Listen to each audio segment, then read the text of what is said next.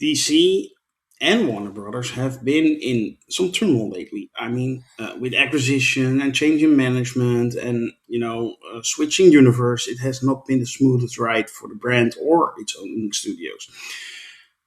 And awaiting the approval of the EU government, Paramount has basically bought Warner now.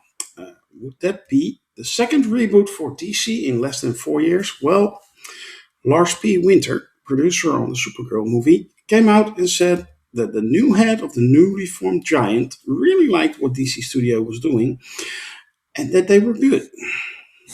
Let's keep our fingers crossed.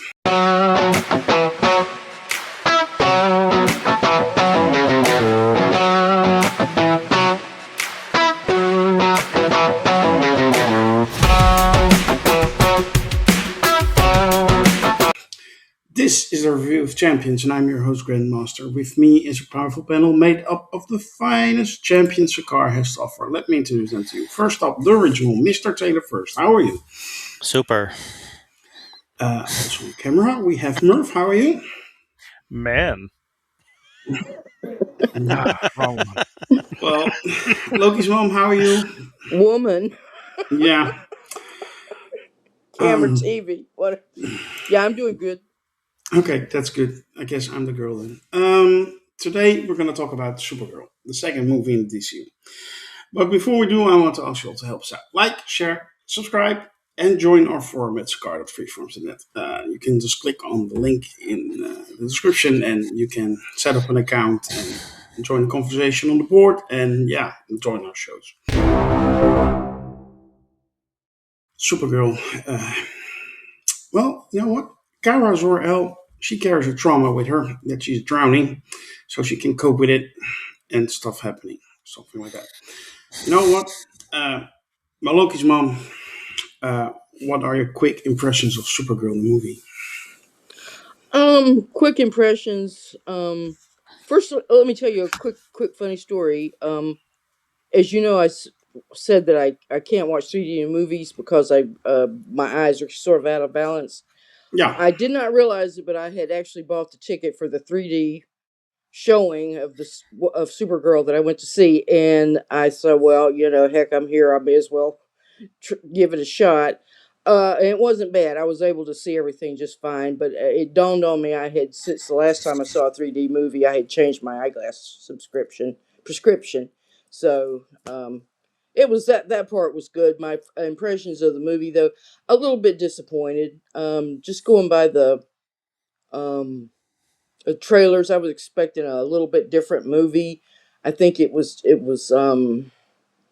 kind of lackluster, and the story was, we were talking about the same plot over and over, and well, I think here it is, the same plot. The grizzled older person and the child story, but um, the highlight for me was Millie Alcock. Yeah. Okay. Yeah, I can see that. I can definitely see that. Taylor, your quick impressions of Supergirl?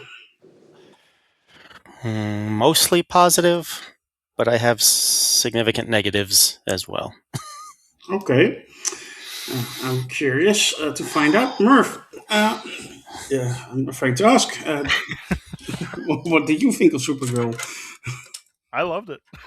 Oh, awesome. Yeah, great. Yeah, I had a blast watching it. I think I said so on the board. I had very little complaints. I had to mow through the weeds just to find some things to be mad about it. So unlike everybody else, apparently, not on this board, but like on the internet, everybody seems to dislike it, and I'm like, I don't know what. I loved it. Well, I will join you, Murph, for the most part. I thought it was a great movie. I enjoyed myself. I thought it was solid. And that's the problem. If I have any, it is solid. It is good. Don't get me wrong. There's not many faults that I can think of, but yeah, there's also nothing spectacular or amazing or new or fresh. Our good friend Arch wrote on the board, it's the best superhero movie of 1996. Only too bad it came out 30 years too late. I don't know if I agree with that take, but I can see where they're coming from. It was nothing refreshing about it, nothing new and nothing spectacular. But I enjoyed myself. It was very good. It was a good movie, and I enjoyed myself. So that's the most important thing. And I agree with Loki's mom.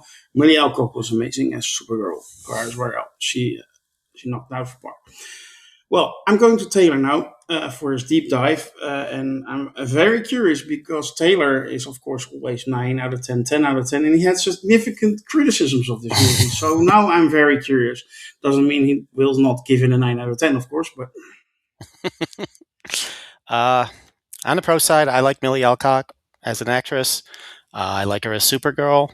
I want to see her play Supergirl again in other movies. I think she's really good. I like Jason Momoa and Lobo. And I mean, he was only there so that to introduce the character so they can use him later for other things. And that's fine. That's how cinematic universes work. All right, but he did a great job with his role, limited as it was. I like the aliens. There were lots of aliens in this movie. The alien designs, and most of them look like practical effects for the most part. A mixture of practical effects and CGI. So I like that. But as you said, the story itself, it's a story. It wasn't bad, but nothing spectacular about it. There are things they could have done to make it spectacular, but chose not to for whatever reason. Now, I haven't read the comic that this was based on, the Supergirl Woman of Tomorrow comic, but apparently it doesn't matter because from everyone I've seen on the internet who did read it, they took out all the cool stuff from that comic, and whatever was left over is this movie apparently. So a lot of people complaining there, why use a comic if you're not going to use all the coolest stuff in it? The problems I had was, okay, we're introducing this is only the second movie in the universe, and we're opening up the cosmic portion of this universe here. We're going to outer space. Strange new worlds. What wonders will we see? Well, there's a bar that looks just like a bar on Earth, and a bus stop that looks just like the bus stop on Earth, and a convenience store where you can get an icy just like on Earth. This is the limits of the imagination of the filmmakers here. Give me something special. Give me something I've never seen before, or at least something that I don't see every day. Yeah, you don't want to see a glorified 7-Eleven somewhere on the desert planet. Exactly. And then the Supergirl's story. I get it. They were trying to do a story arc here where she's suffering from grief and depression because her family died. Of course, grief and depression from her family died. But, she had Clark, she had Earth, she had Crypto. I get it. The story arc is she's overcoming her grief. Got it. Fine. She's going to drink herself to death, apparently, or trying to. But that's boring. We've seen that so many times. Right now is the third season of the animated series, My Adventures with Superman, on Adult Swim. And this season features Supergirl, and it's a much more interesting version of Supergirl than the DCU version. Much more interesting backstory, much more interesting arc than what we're seeing here. And I just think they just kind of phoned it in a little bit with this character. And I hope by the end of the movie, she's back on Earth. She's feeling better about herself. She's she's gone back to Clark. I'm here. I'm going to stay. She's probably going to help, be a hero. She learned the value of the suit and, being a hero and doing the right thing and remembering what her mother said. So I hope going forward, we don't see any more drunk party girl, Supergirl. She only wore the costume for 10 minutes maybe at most in the whole movie. Not that it matters because it's a bad costume anyway, and the Superman costume is bad too. I don't know why Hollywood can't make superhero costumes very well anymore. I've seen better cosplay on those those drunk people begging for money out in front of Grauman's Chinese Theater on Hollywood Boulevard, they have better superhero costumes than the DCU so far, unfortunately. A little more effort would have been nice. Then we get to um, the, the the the plot conveniences and contrivances. She's on the bus. The bus gets hijacked. Well, that's a good thing, but because it turns out the hijackers are the ones who know where Krem of the Yellow Hills hangs out, or something like that. So if the bus never got hijacked, where would they have gotten their information to find Krem? Which brings me to the other part when Krem kills Ruthie's family.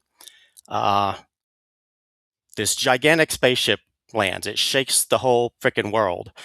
But her brother, who's got his headphones on, didn't realize there was a giant spaceship landing 2 feet from the house. Okay, no problem. The family has a minefield that they could have set off before Krem got out of the ship and killed him right then and there. But they said, no, Krem's a nice guy. We'll just give him what he wants and he'll leave us alone. He's not the kind of guy who would take our daughter and rape her to keep his all male species procreated or whatever. No, I'm sure he'll be reasonable. Yeah, we won't kill him even though we have the perfect opportunity to do so. Okay, no problem. You got to make the story happen.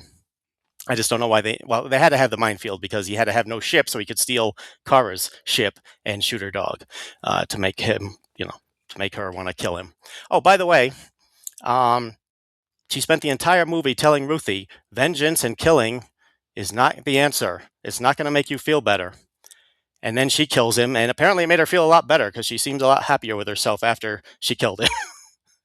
It reminds me, I didn't even see the movie, but the trailer for that movie with Keanu Reeves where he plays an angel, where he says, I tried to show them that money wouldn't solve their problems.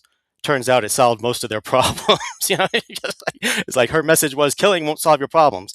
Turns out killing him did solve her problems, apparently, because she seems to be in a much better place after she brutally kills the guy. Mere seconds after stopping Ruthie from killing the guy. I half expected Ruthie to say, hey, you said I couldn't kill him. How come you get to kill?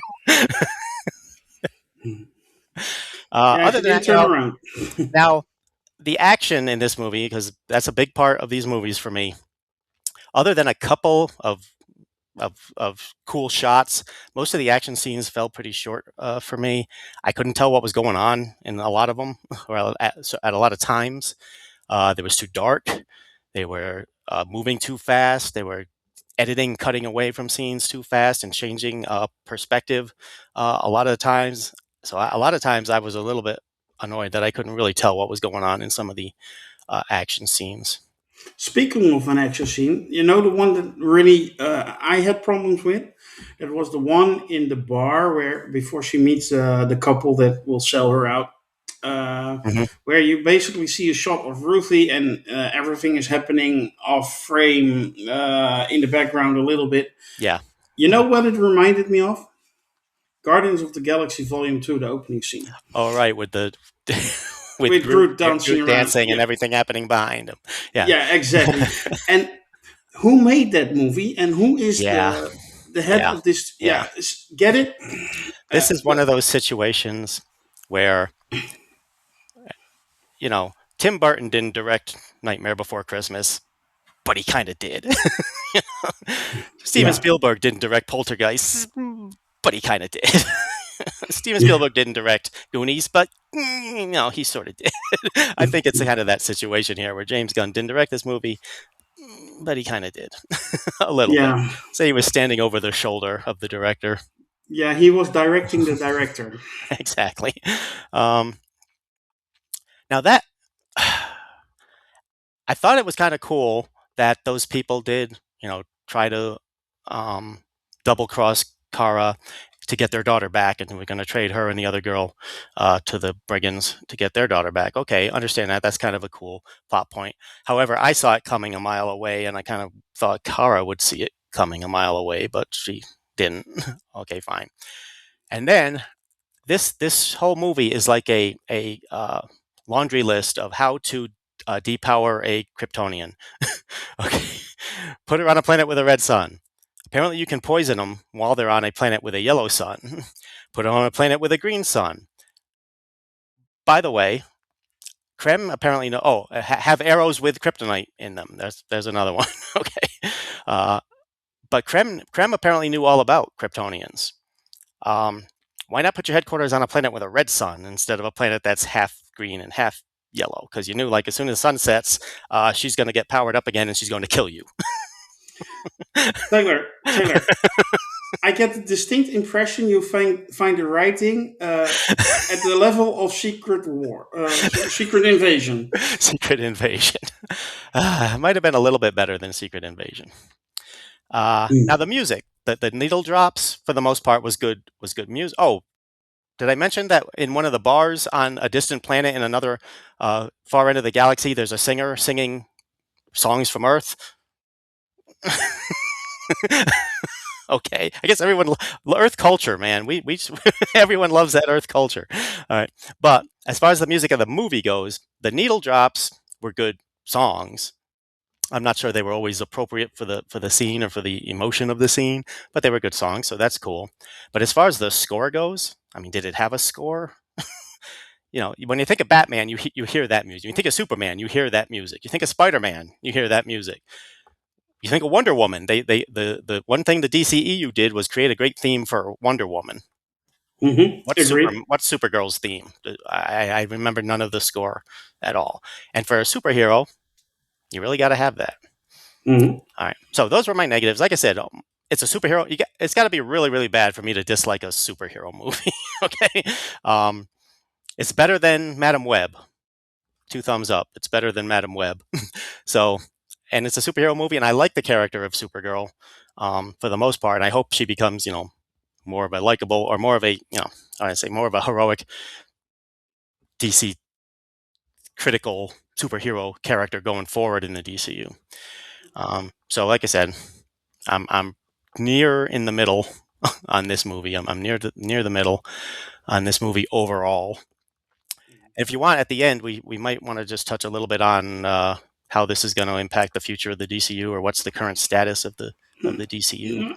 But I'll let everybody else go now. I've been talking too long. That's a good idea, but I'm craving a little bit of positivity. Merv, after this rant, which I'm not used to from Taylor, but okay, I want to hear from you what you liked about it. And, well, if you have any criticisms, or are you going to say, now I have? Or Well, Taylor just convinced me that this movie is garbage now. Well, No. Yeah, I understand a lot of Taylor's points there. Most of them didn't bother me, though. I don't know, maybe I was just in a different mood or turned my brain off for certain parts or whatever, but I thought the action was pretty fun. I really liked Kara and her trauma. I didn't need it fully explained to me. She's a young person. She's going through some stuff. It's pretty common, especially nowadays. I mean, every young person you see has issues, and she's dealing with them. And she's dealing with them initially with drinking them away, and then she kind of finds a new purpose over the course of this film, which we all expect. I think you said nothing's truly groundbreaking. That's fine. How many groundbreaking movies are there per year? I don't know. I don't set my expectations. maybe none. Yeah, exactly. So, this movie kind of filled every expectation I had. I didn't know that the story was basically going to be True Grit. So when I picked up on that early, I think I just knew the path that the story was going to take, and then I was happy with it. I had no issue with Ruthie. I thought her story in this was good, and I thought Kara's story in this was good. Sorry, my cat just sat everywhere. I like the soundtrack. Again, I do wish I had listened to Supergirl's score because I was curious, what it sounded like, and it sounds good. I do wish it was in the movie more. So I'll say that's one of my little negatives. Is like they did make a good score. I don't know why they didn't use it all that much. I think it's in the end credit scene, but I kind of had to go to the bathroom, so I got up and watched that, or during the credits.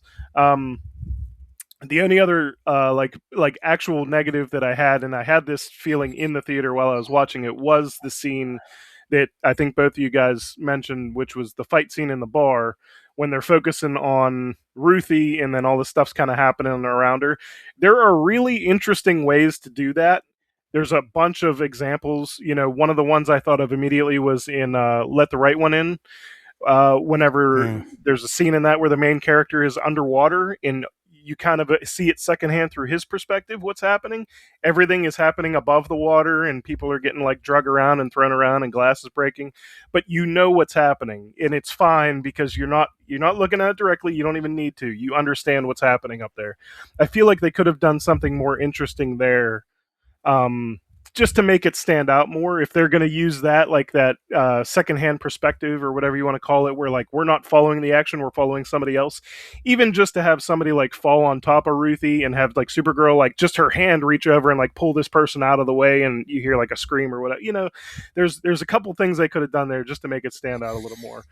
But I enjoyed all the other action. I thought Lobo in his several minutes of screen time was good. He was really good, and I don't think he stood out to the point that he drawed anything for me away from Kara or Ruthie's story, because I think those were the main ones.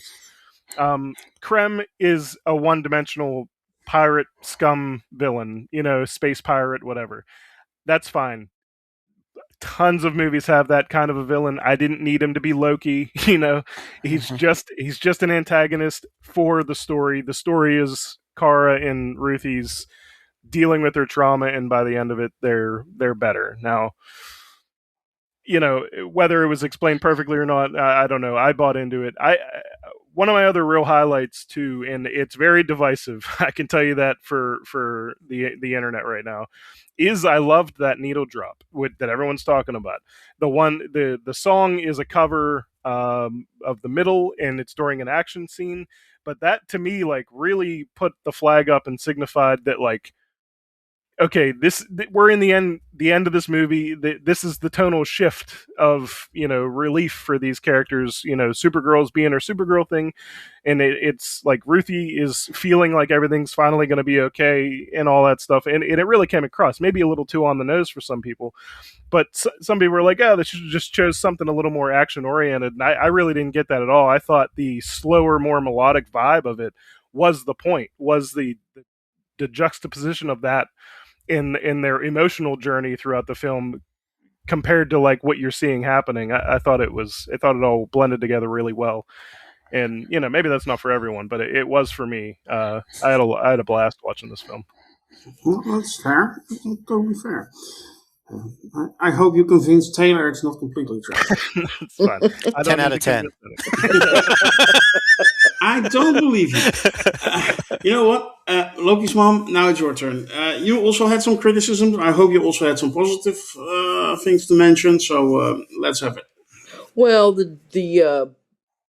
I'm just going to say what Taylor said. And good night, folks. Okay. No. Well, that concludes.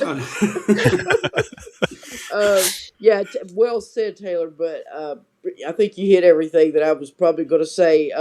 One thing about the whole there in that ham-handed ending where she, oh, but don't do it, and then blah blah blah, and hugs her, and then proceeds to do the revenge killing. And okay, why was Kara? What revenge killing has she done up to that point herself? Because how would she know what it would feel like? I mean, I think that story got missed somewhere. About the only time, well, a really good positive, and spoiler alert: the dog does not die. So, like we had any doubts it wouldn't live. But anyway, but then, like you say, but him being on the gurney, that he's part of the whole fun of the show is having, uh, what's his name, Crypto. I was going to call him Astro, doing his thing. So he's out of the picture the whole time. Yeah, I when I saw Jason Momoa's name come up on the credits, I said, "Oh well, Aquaman's going to be in this." So when he came out with the Harlequin mask makeup on, I was, okay, that's Jason Momoa. All right, I got him straight now. But Yeah, like I say, it was pedestrian. It was, as we've seen it all before. I think the one thing they could have done to maybe made it a little, since they dropped the whole plot of the comic book, just make the kid a boy, and you know, a 13-year-old kid, and he starts out, and he just develops a big old sloppy crush on Kara all throughout the story. And you know, she's, you know, yeah, forget it, kid, forget it. You know, she's pushing him away, and I think that would have been more fun, more of a, because there was no chemistry between Ruthie and Kara, and Ruthie was is played by Eve Ridley, I believe. And she did a fine job, but they just didn't have the script and a director who knew how to get him motivated. I think Millie Alcock was ill served by this script and by the fact that this is supposed to be her showcase movie, and it was just a flat pancake. And yeah, I feel bad for her, but hopefully she'll be back in another. About the only time it really picked up, I thought, for me was when it would be the flashback scenes to her. What happened? How then that great dome that comes on, and then they're able to survive up in that ball of whatever floating in space for a while anyway. But then I would have liked to see more of her on Earth, her Kara trying to adjust to life on Earth, and what drives her drink, and why she couldn't handle it, because yeah, all of that's been left out, and it was just action and just the tired old hackneyed plot of like you say, it comes from True Grit, which, you know, both of those movies, both the John Wayne and the Jeff Bridges, are far, far, far superior movies. Please go see those movies if you want to see how it should be done. Also, The Searchers, a lot of Star Wars. I kept that whole opening sequence was basically just lifted out of Star Wars, which was itself lifted out of The Searchers, and on it goes. But you know, it didn't totally suck. I think it was enough there to keep me from going to sleep. So I have to at least give it a little bit of credit for that. Yeah, okay. Well, I'm really curious about the rating round, but first I go to Taylor. Taylor, you have something to say. Yeah, Loki's mom just made me think of a couple of things. Why didn't the Kryptonians just take a space bus to another planet instead of dying? Yeah.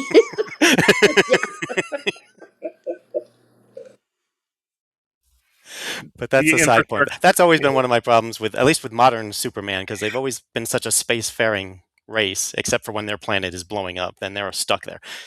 Neither here nor there. That's a Superman thing. But my other point, as you brought up, is all right, my entire life, I have been watching Lassie, Rin Tin Tin, Benji, Petticoat Junction, which is the same dog that played Benji, by the way. But dogs can be in movies. Get a real dog. A real dog can lay there and pretend it got poisoned. You don't need a CGI dog. Just get a Yeah. real dog. Yeah, okay, but dogs cannot fly. Neither can people, but you will believe a man can fly. You will believe a dog can fly. Well, the CGI dog don't poop on set, so Exactly. Mm. And real quick on Ruthie, the actress was fine, but the character, yeah, I agree. The character really didn't do much of anything. She had a nice speech. I liked her speech that she told people when that's what her mission was. But other than that, again, yeah, she didn't really do a whole lot. It wasn't like Loki's mom said. There wasn't a chemistry. There wasn't a learning from each other. Was what should have been happening with those two characters. But I didn't feel that. Yeah, actually, even her taking Rufy along felt a bit like, forced at the end. I mean, it took her very long before she said, "Okay, just join me on my spacecraft." Yeah, It we're gonna party. really, I didn't really know what the point was. But anyway, Murph, you also had something to say. Yeah, just two more positives. I don't know how I forgot to mention this during my thing because it was probably my favorite scene of the movie. But and you could argue that it didn't make sense why they would delay her execution. But Ruthie's escape from the jail cell, I thought, was fantastic. It was pretty much my favorite scene of the whole movie. I saw it coming as soon as she started like complaining, like, "Oh, turn her in, whatever." But I didn't know how she was going to pull it off until they put the manacles with the chain on it, and I was like, "Oh, this is giving me like Leia Jabba the Hutt vibes. Like she's going to strangle this guy," and I thought she was going to kill him. but she didn't, because the whole point is, like, she hasn't killed anybody this whole movie, unlike Supergirl, who kills probably everybody in this movie. So the point, I think, for the Supergirl, like not letting her go down this path at the end, is like, I think the idea is that she's harboring this weight for her. But obviously we know Krem didn't deserve to live. The other highlight for me was every scene where Superman and Supergirl were on screen together. Whether it was the flashbacks to whenever she landed on Earth, and then at the end, whenever they're just kind of sitting together and talking, and it really emphasized how great David Cornsweet is as Superman. Like, his character shines through those scenes tremendously as just a supportive figure for Kara in those scenes. So I love both those scenes, or there might have been more than that. But I totally agree. Cornsweet is a really good Superman, really good Clark Kent. Yeah. And I'm really happy they cast him for this role for the DCU. Taylor, Let me add one thing. yeah. Ruthie asked a darn good question. Why is she called Supergirl? Why not Superwoman? She's 23. Yeah. She's not a girl. I don't know when the character was written, but back then they were not as emancipated as they are now. Oh, well, yeah, of course, but Well, this when is the not character back was then. created, she was supposed to be a teenager, not 23. Well, Taylor, you also hopefully they'll but- amend that soon. We'll find out. Yeah. Well, Millie Alcock is too old for the role, but luckily she looks a lot younger than she is, so it works. So I'm good with her. But I want to follow up on Merv's point real quick, because the escape scene is a perfect example of the good and the bad of this movie. Like he said, the scene itself was great, fun. I thought that the guy was going to poke himself on one of the poison spikes, but I guess that didn't happen. He just knocked himself out. But again, cool, awesome scene. However, to get to that scene was totally contrived. Tell me where the Kryptonian is. No, I spit in your face. Oh, okay, I'll leave. Meanwhile, they know the yellow sun. They know she's out there somewhere, and they know the yellow sun is going to come up in a few hours. Why weren't they pulling out her fingernails to find out where the freaking Kryptonian was? yeah. Nope, just left her there to make her plan with Lobo. What luck? Lobo is there. How did I don't know what his plan was to sit in that jail cell for a while, but okay, Lobo's cool, so that was fine too. Okay. Yeah. Okay, Taylor, you requested it, so I'm going to start with you. After Superman last year, which was okay to more than okay, I think everybody liked it. Maybe it was not as amazing as we had hoped, but now we have Supergirl. Some of us like it a lot. Some of us like it not so much. What is the state of the DCU? And of course, we can take in like Creature Commandos and Lanterns and what is it, Peacemaker? Yeah. It's not the end. It's not dead. It can still make it, but it's in a pretty precarious position right now, I think.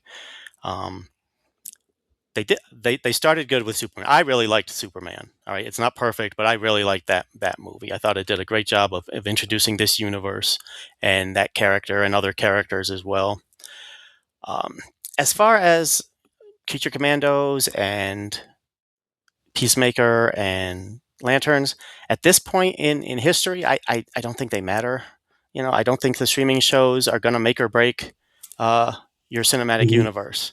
They're there. Some people like them, some people don't. They have a relatively small audience, no matter who they are, no matter what they are. The audience is relatively small compared to what you need for a $170 million movie. Yeah. So I don't think the TV shows are going to make or break them either way. I wish they had done a different character for the second movie. I don't think a Supergirl is kind of a second tier derivative, version of Superman. They could have done a lot of other things. They could have done Batman. They could have done Wonder Woman.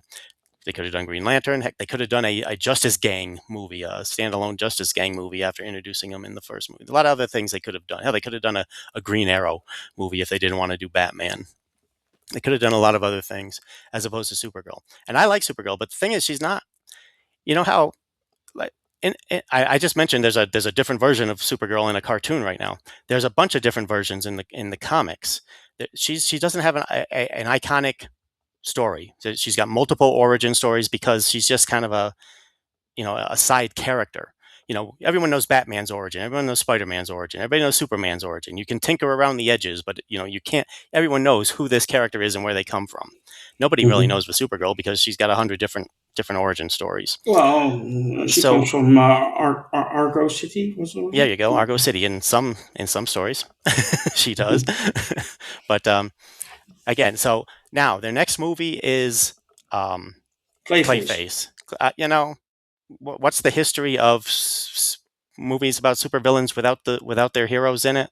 Not the greatest. I think that movie's going to make money, just because it's going to be relatively low budget, and it's going to it's trying to appeal to the horror movie crowd, and I hope it does. But again, it's a side character. It's even more of a side character. It's not even a hero. It's a villain. So it's not going to wow us with the DCU with a Clayface movie.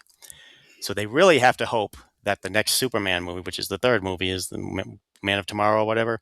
They really have to hope that does really well, because if it doesn't, I think they're kind of digging themselves into a hole at this point. Okay, I'm going to give a counterpoint to Merv. If I compare it to the MCU, the first movie was Iron Man, Superman. Well, I won't say on par, but it's close. And the second movie in the MCU was The Incredible Hulk, and I think Superman knocks that movie out of the park. So, knock out 10 seconds. So, but does DCU have the same luxury as the MCU had by building up slow and taking their time? Because we're now like almost 20 years ahead, and people may expect different things and have seen everything before. What do you think, Marv? I think that's a good point. Yeah, it's not a direct comparison because what the MCU was doing was kind of unprecedented. I mean, there were a decade of superhero films that littered theaters before that, but mostly it was contained within individual franchises.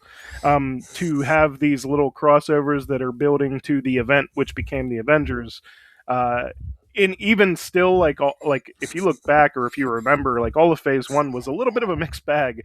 Aside from like comic book fans who could see the writing on the wall, if you talk to general audiences, like they liked Iron Man, but they had no idea that a Thor movie even factored into this idea until the Avengers came out, and that kind of set the new bar and told everyone what the story was, or what it could be. And I think you have twofold issues. One is that we're now 30 years into superhero movies being a pretty constant thing, and some people were just like tuned out of them. Unless it looks familiar or is something that they really want to be excited to see, like they're not going to do it. And I think it's definitely a risky move on paper. Superman's a solid choice to start, but when you go to Supergirl, okay, that's a little less. But then you have Clayface as the third film in this new franchise, and it's like I don't, as a comic fan and a horror movie fan, I don't know if that was financially the right choice. I feel like I'm probably going to enjoy it as much as I've enjoyed Superman and Supergirl and Creature Commandos and stuff like that. But I'm not necessarily the ones that they need to convince in order to make money. They need to convince general audiences of it, and that's where I think they might run into some problems, unless it looks phenomenal and they market it properly. But as is, I think they could run into some issues until, like Taylor said, I think their Avengers is going to be what's it called, Man of Tomorrow, which kind of feels like that almost in a way might work as like a trilogy of Superman, Supergirl, and then that movie. And I think that could tell the tale of like the future of the DCU, whether or not that's one, it has to be done well, two, people have to go see it. And that's, that's on them as much as it is on, audiences. I also throw out that like the audience the movie going audience is very different now than it was 15 years ago. That, and I think in general, going to the movies is less and less becoming something that people do. Everybody knows, okay, in 3 4 months everything is on streaming. I already pay for that. Why would I go? And I have a big ass TV. Why would I even bother to go to a movie theater half an hour away to watch a movie which I can watch for free, sort of, a few in a few months? Yeah, that's definitely the idea of like I'm already paying to see this movie. I just have to wait a few months. That's a lot of people's mentality, and that's the product of having streaming services be so prominent. If you can't have it both ways. I mean, you're going to have Hmm. people that just decide I'm not going to spend the extra $20 or $30 or whatever to go see a movie now when I could just Yeah, see it later. And what's the point? If it's a disappointment or if it's successful, it doesn't matter. I'll just see and it later. and if you have kids who are generally also interested in superhero movies, it's not 30 40 bucks. It's 150, including parking, driving, concessions, tickets. You empty your pockets, and you're well. Life is expensive as it is, so I can totally understand. And so, yeah, that's why I also never understand why people still say, "Oh, it's not made $1 billion; it's a flop." No, the bar is different now. You have to take into account all these other factors, which making $1 billion is really hard for any movie. It always has been.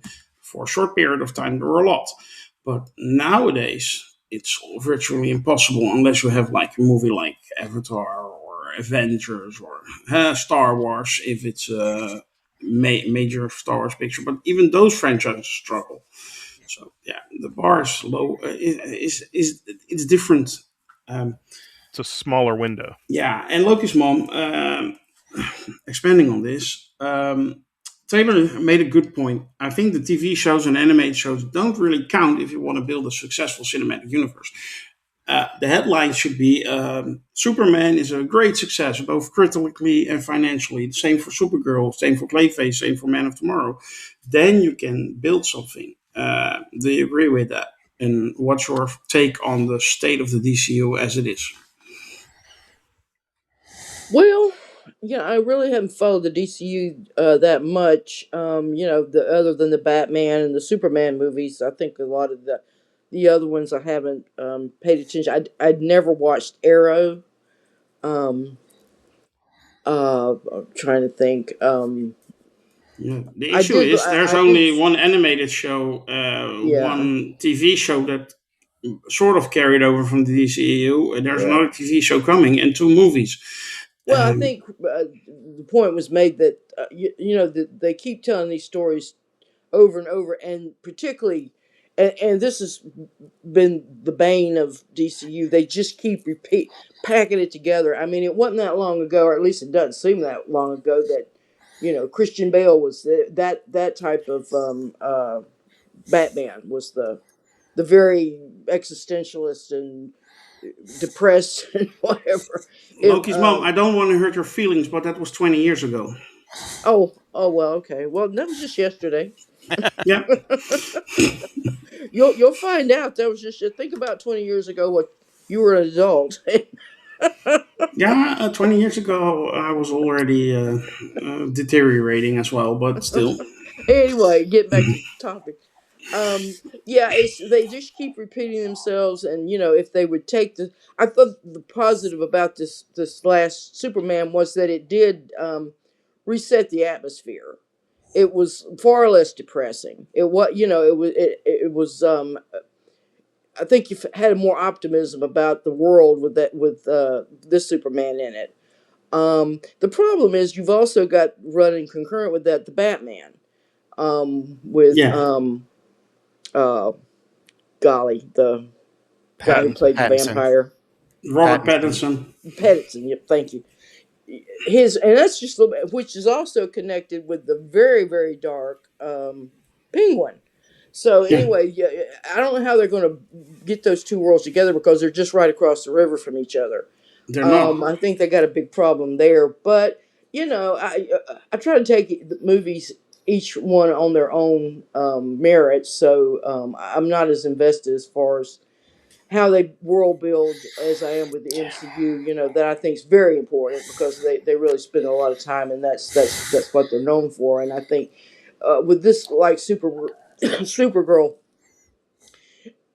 I mean, it was just a rush job. Yeah, and it was just a complete rush job. I think they just wanted to get it out. They wanted to so they could get to the next one.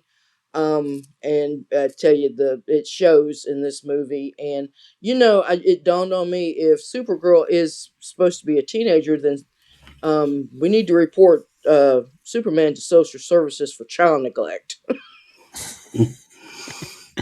Yeah. Unless she's an emancipated I don't know. Sometimes that happens. Well, I say That may be her in case. this universe, she's not a teenager. Okay. Yeah. But anyway, you know what?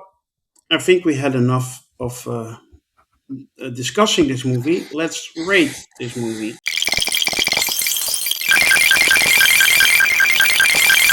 I'm gonna start with you, Loki's mom.